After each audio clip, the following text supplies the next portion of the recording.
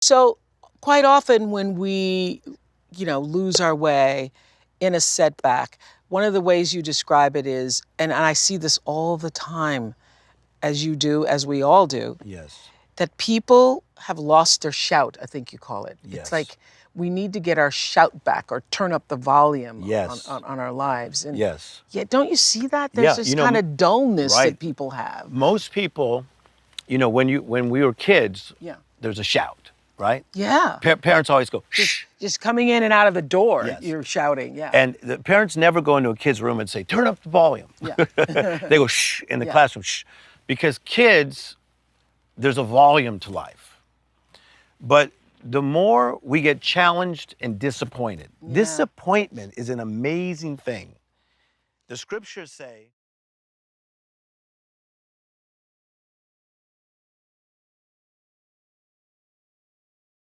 You've had the good fortune to be around a lot of very inspirational outliers. Am I right in saying that?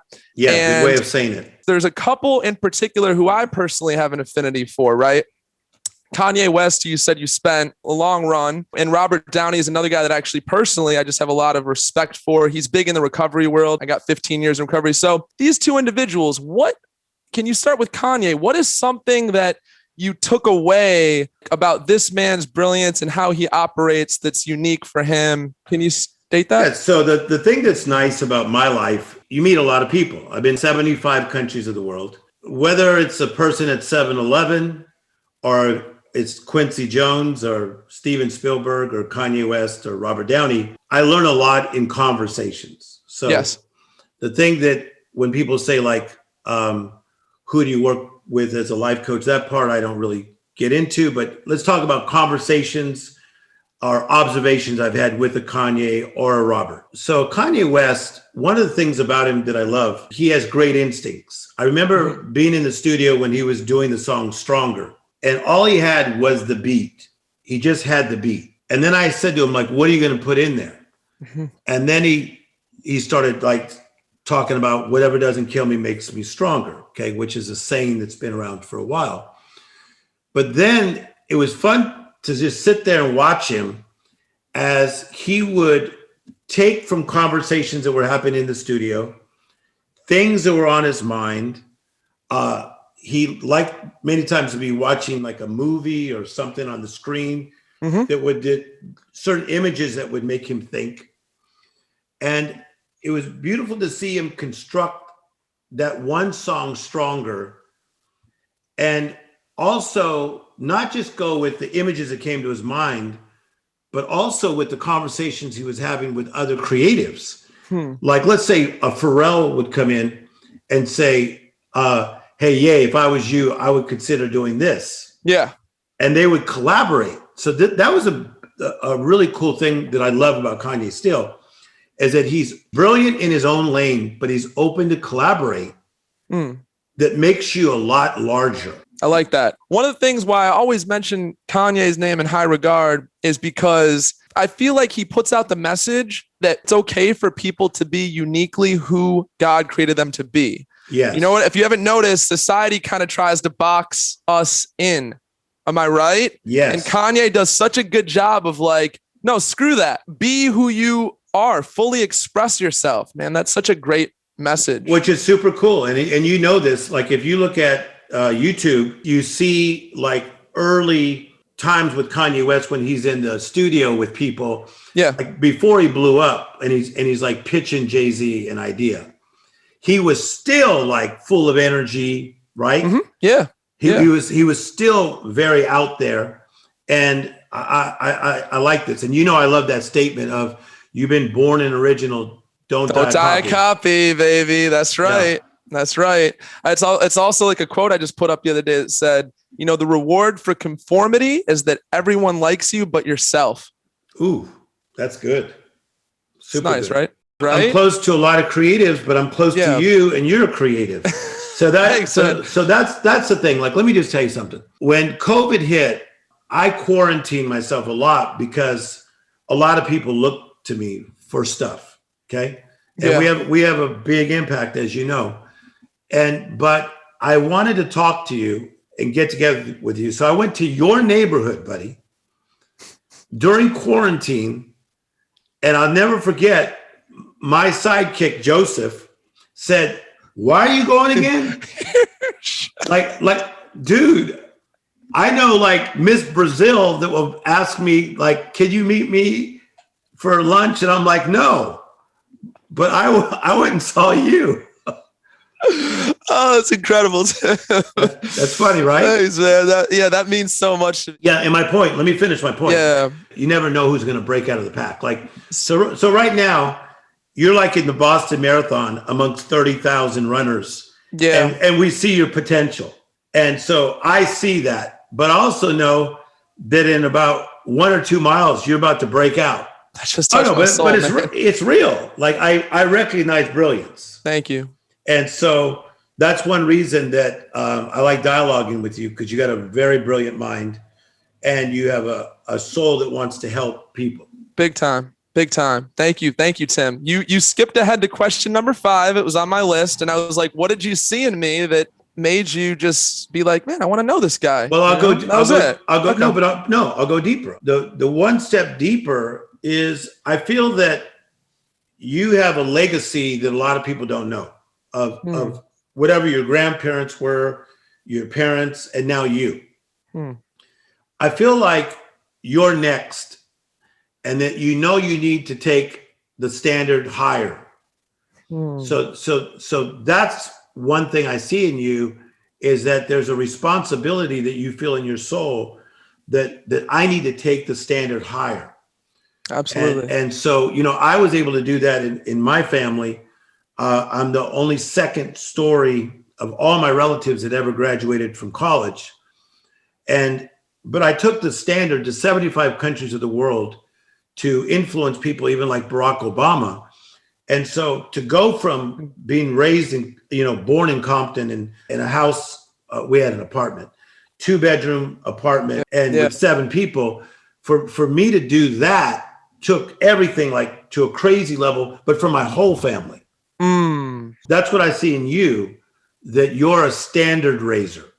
Man, this hit me so hard. Thank you, Tim. And I wanted to say the impact that you have had and the way you've touched people's lives and helped them continue on to get to that version of themselves that God, the universe, has in store for them. Yeah. You are like Gatorade for the soul, man. When people feel like they can't go no more, it's like, let's sip some of that Tim Storey. Let's stay in this race. I like that. And even Robert Downey said that. He said, you're like a battery that you want to just connect to for the jolt. And the reason for that, though, is it's similar to you, is I have a flow that just flowing through me. So it's not like I give and then like, oh, I'm exhausted. I'm living like in a life flow. It's just channeling through you, right? Dude, it's channeling. I feel like you and I both have that, man. That's crazy. I just lit the guy up at 7-Eleven. I was at 7-Eleven getting water, and the guy stared at me and he goes, "Why do I know you?" I go, "I don't know." He goes, "Well, you come in here and he goes, you have this amazing energy." Yeah. He goes, you just filled this place with energy. So we began a dialogue about life. He's the guy at 7-Eleven. That's somebody's son. That's somebody important. Does that make sense? It does. And so it's not like I used my energy on the 7-Eleven guy and now I don't have it for you. And I want to tell you something. I don't want to forget to tell you this. On that note about how Robert was like, you're the battery. After my music career crashed, you know my story, right? Yes. People that tune in probably know my story. I worked in an entertainment industry and had a run for a little while and then just crashed out into a million pieces, Tim. Yeah. And I was at my uncle's house there in Michigan. He had this big house because he was widowed, 5-6 bedroom house. He was a lawyer, judge, all to himself. And I'm there waking up every day without a purpose, Tim. Literally. The only reason I had to get out of bed at that time was to go grab a cup of coffee. I said, this is the only thing in life that means anything is because, we're coffee guys, Tim, right? So I'm like, let me make sure I have my coffee. Wow. Yep. And guess whose book I was reading in my spare bedroom, one of the spare bedrooms, uncle's bed, The Comeback and Beyond. But how the heck did you get it? I don't know, man. I heard you on a podcast, and I'm like, this guy's incredible. And and I remember it was like the last copy at the time. They're like, we just got this back in. No reason to go on. And that book right there was like the juice for me. Okay, but here's what's crazy. So you see me crawling on the floor in this picture. Yeah. So this is a true story. So Barack Obama, former president, he had this on his desk forever while he was the president. And if you watch a lot of his speeches, he's saying my stuff left and right. Yeah. And this was the coolest conversation. One of his friends, like a guy that had his cell phone number while he was the president, was standing next to me. True story. Yeah. True story. Calls Obama and says, hey, they're talking about something.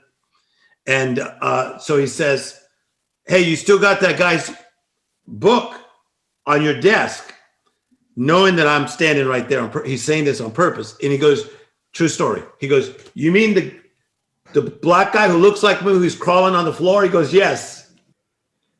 Hey. Oh, man, that's great. So Kanye is in the studio, and it's July. Yeah. And will.i.am comes rolling in, okay? Mm-hmm. And he's rocking fur boots. That's the line that Kanye, I never rock a mink coat in the wintertime like Killer Cam. I rock some mink boots in the summertime like will.i.am. Because Kanye, when he leaves, says to me, he's effing wearing fur boots in the summertime. It's a true story. And then he goes in when he leaves and spits that lyric, rocking fur boots in the summertime. But he wrote that for Common, and I was there with Common and him. And Common didn't want it. So if you hear the song, he says that. What people miss with Kanye is that he was so busy in the studio, and then will.i.am comes in, he's just spitting some will.i.am stuff, right? And then the thing that Kanye picked up was, he goes, what the F? He's rocking fur boots in the summertime. So funny, man. See, that's the brilliance. That's the brilliance. That's that Picasso level, Tim. So you see the genius in me, right? And I feel like this Einstein quote, man, I'm going to keep saying this quote till I have no breath in me left. Yes. He says, everyone is a genius, but if you judge a fish by its ability to climb a tree, it will go its whole life thinking it's dumb. So good. That's the line, right? Brilliant. Brilliant. Thank Brilliant. you. So, but someone like you, when you have a certain degree of brilliance, you have to have people that guard it. You have to have people that cultivate it. You have to have people that recognize it. It's like, all right, so you got some genius seeds, some seeds of genius, but you need people to tend to the garden. You need them to water it. You need to make sure it gets sunlight. Otherwise, you're jacked up, and you're just the smart kid in the effing corner of school. Yeah, and they're going they're like this kid is not smart, but yet then he emerges and creates Facebook. And does that make sense? It does. And I'm going back to Kanye for a second on that, because he's one of the best examples we have, I think, is nobody believed in Kanye. Nobody believed in him for a long stretch of time. You're aware of this, right? Yeah. And it's like, to me, it's like, how did that happen? How did that happen? Somebody that's so obviously once in a generation level of brilliance. But tell me, Tim. So let's just say it this way about anybody who thinks different. They don't always walk in the same cadence. Society, and I've never said it before, but society is trying to get us to walk in a cadence. Okay. When we get the vaccine, then we'll be okay. If this guy's out, then we're okay. If this guy's in, then we're okay. If it happens, then we're not okay. Bull crap. So well said. I don't walk in everybody else's cadence. I don't. Okay. And so what we're finding is that truly brilliant people, they don't try to walk in the same cadence as everybody else. I walk in my God-given rhythm. I have my own tone, the way I speak. That's why I blow stages up, and then the next guy's afraid to go up next. Dave Chappelle, his own cadence. John Mayer, his own cadence. So there's a lot of creatives out there that we can look to, Pharrell, that are in their own cadence, and look how it's working. It's working. Let's give that an analogy back to the garden, though. So these seeds are growing different plants. You have all all your seeds are growing the same kind of plants. Then you got your seeds over here that are different. Yeah. Well, you need somebody that recognizes that brilliance, that's going to make you feel like it's okay that I'm a different plant. Not only is it okay, it's what God intended. It's what the universe intended. Why would that not be okay? Yes. And what happens is that I believe that God created something where there are patterns and systems, and that it takes one person to break out of the box, and then you say, that's me. Roger Bannister, if you know who that is. Perfect. Yeah. Perfect. Okay. So you say, that's me. Now, you may not have ever heard of the person, seen the person, but you observe and you go, whoa, that's me. The thing that is innate in you may just be a seed at that point. But now you see, whoa, there is a sprouted version of what's inside of me. I just got chills. Yes. Pick up the torch. You walked it down beautifully. Let me take it. Yeah. There's something that happens when you start to see that sprout within you, and you start to be like, oh shit, I got some cool colors going on actually. And then you're like, then you flow with it. See, before you were on the fence about, oh, I'm different, I don't want to be that different. Then all of a sudden you're like, no, different is cool, man. Oh, this is cool. 100%. And then there's no stopping you. Then it's like a fast break in basketball. It's a fast break. I mean, perfectly said. It becomes a fast break. But here's what I want to say. You have to make sure that the people who jacked with you on the way up, that did not understand you, that you don't get so offended. Because watch this. Here's a Tim Storey quote. An offense will put you on the defense.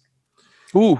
An offense puts you on the defense. If I say to you, Samson, yo, you know that one guy, when you walked in, he said he doesn't really like you. Now, when you approach that guy, that offense puts you on the defense. 100%, man, 100%.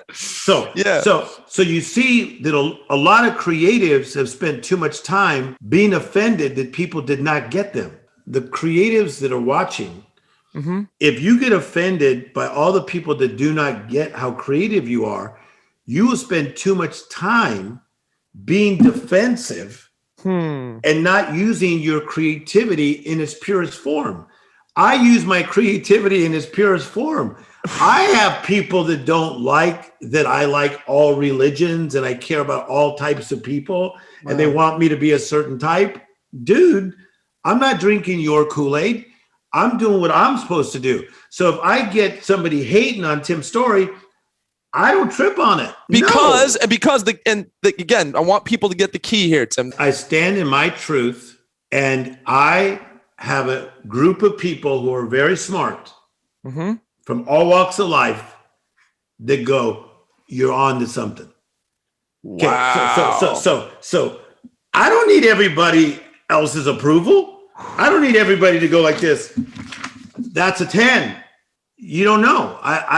The people that are in my inner circle, that's who I'm listening to. Tim, if you think about something in a petri dish in a lab, it's so sensitive. They keep the lab so tightened up and sterile because the tiniest thing can affect what happens in that petri dish. I feel like that's our dreams. That's our truth in this petri dish. Perfect. So it's so essential to keep that room insulated and well, don't go away from that. You just took it to that next beautiful place. The petri dish thing is beautiful. It's all about motive.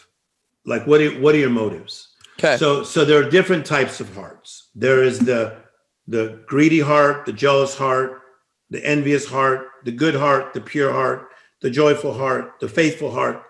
There's a lot of different hearts, or in Spanish, the corazón. There's different hearts. When your motives are right, okay, towards money, then you want money because we want to live in the surplus that we can always help people with our overflow. Yes. Big yes, Tim. Oh, okay. Yeah. No. We want to be the ones that pay the bill. You want your cup overflowing so that 100%. You can give the overflow. Yes. Yeah, otherwise, if you're like, I'm not going to make my light bill or rent, you can't be of service the way, at least that I want to be. If I'm worried about the light bill and then this and then this, because it's what it's going to do is it's going to make me focus on myself too much. No, you want to be the person that when the bill comes, everyone's not nervous. That you just go like this. You just go, and you take. So I've been taking the bill since I was 27. To this day, I say I pay 90% of bills that ever come to a table. That's amazing. No, 90. I didn't say 20. I just told you 90. And it ticks my mother off. So my mother says what you used to say to me, you're lazy, blankety blank. And she named the different relatives. She says, they order all this food knowing that you're going to keep picking up the bill. Don't pick it up anymore. And I go, Mom, have you noticed that more money just keeps coming to me? Ooh. Oh, dude, I'm into this. Given it should be given back to you. You can only keep what you give away, I've heard. And it's almost like that's what you're saying, essentially. Well, I'm saying when you become really great at something, I'm not great at everything, but I'm great at something. Absolutely. Okay, so that has made me a lot of money. Now, am I going to hoard it and be all nervous or see who's going to try to steal it? Or do I want to be blessed to be a blessing? That's why I help with prison reform. That's why I'm helping with the elderly. That's why I help with the homeless. I'm giving time away all over the place. Why? Because I'm living from the overflow. I'm not living from a place of scarcity.